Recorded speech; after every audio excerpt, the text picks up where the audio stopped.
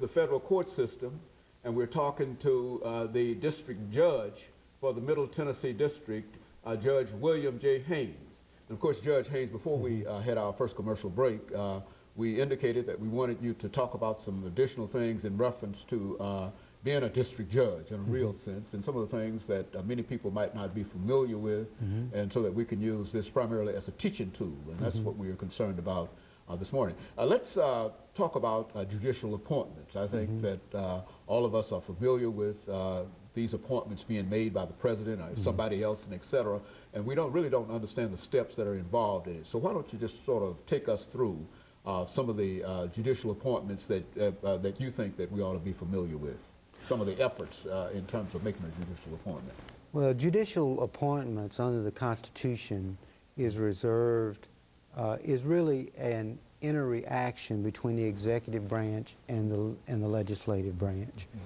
The Founding Fathers determined that for this branch of government that they would have an interdependence of political power. That is expressed in that the President has the authority under the Constitution to nominate judges for lifetime tenure. Because with lifetime tenure, it is a significant appointment. However, the Founding Fathers concluded that the United States Senate would have the authority to confirm nominees, to give advice and consent on whether this person should have a lifetime tenure. Because once you are vested in that office, you have life tenure, and you have the authority to, in fact, affect people's lives. And so the process involves a dual exercise of authority under the Constitution. As a practical matter, the appointment process may differ. For district judges, traditionally, if the President may consult with the senators of the state, who would sometimes set up commissions or otherwise identify persons that they would recommend to the President for nomination. Whether the senators or the President are of the same political party may have an impact on that. My experience in Tennessee is that there's been an excellent relationships and a bipartisan approach on the confirmation of federal judges. And so even though the President may be of one party and the senators of another party, there's been, in my experience, excellent cooperation.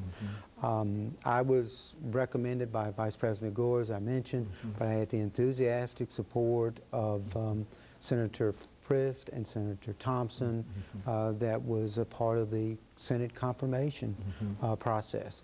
For the Court of Appeals, that may vary according to the President. The President may defer, again, to the senators, but because courts of appeals hear matters beyond one single state. For example, I mentioned to you the Sixth Circuit hears appeals from Tennessee, Kentucky, Ohio, and Michigan. So the President may feel that the executive branch should have more of a say in who the nominee should be, although because there is the advice and consent function, the senators will, in the process, will be consulted on whoever the person is being considered for the nomination. For the Supreme Court, of course, that's a national appointment, and it involves policy making on constitutional matters and receives appropriately very thorough scrutiny by the executive and the and the Senate. So that's how, in practical terms, my experience has shown the process works. And of course, excuse me, but one of the, I would imagine, the greatest judicial appointment probably is a seat on the United States Supreme Court. Would that be a correct statement? It is it's the highest level in the judicial branch of government, and has extraordinary responsibilities and duties, and would represent a very high honor. I think all of the judges, to have this level of confidence expressed by the Senate and by the President, I consider it a high honor to be a federal judicial officer. And of course, Judge, you continue to talk about responsibilities, and I continue to talk about power. And I say that primarily because when we look at the judicial system and we see the judges making decisions and et cetera, it does seem that they exercise an awful lot of power, but you refer to that as a responsibility.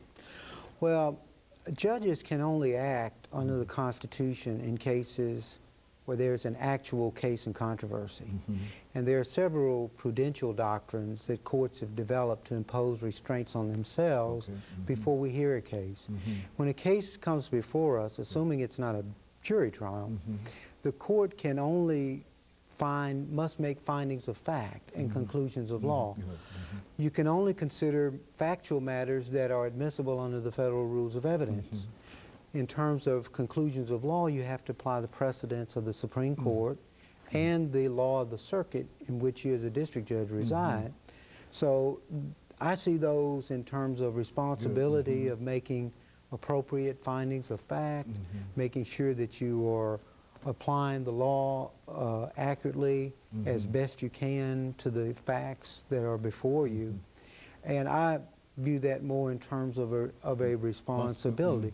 But I don't want to overlook the fact that whatever the decision is, it can have a powerful impact upon people's lives because every case is important to the people and the parties involved in it. So I mean, it does have some consequence for persons. And plus, all of these decisions are generally made because you understand that your peers are also looking over your shoulder. Would that be a correct assessment in terms of the law and et cetera? Perhaps Well, some might even be second guessing what your decisions. Well, as a district judge, you're one judge deciding what evidence is to be admitted, and if it's a bench trial, then you're making findings of fact, or if it's a jury trial, you're admitting evidence. But our system is structured to have judicial review. I make mistakes in ruling on, may make a mistake in ruling on evidence, may make a mistake on findings of fact, or may make a mistake on the law. So the system is structured to get at the truth and to be as correct as we can in dispositions, and that's why you have higher courts. So, but my responsibility is to exercise my independent judgment, and that's what I try to do. And I think all the district judges do. Very good. And of course, Judge, we're getting ready for our second commercial break, after which we'll come back and give you an opportunity to talk about that situation from a practical point of view in terms of some of the history of race relations in this country. All right. And we'll be back. The U.S. District Judge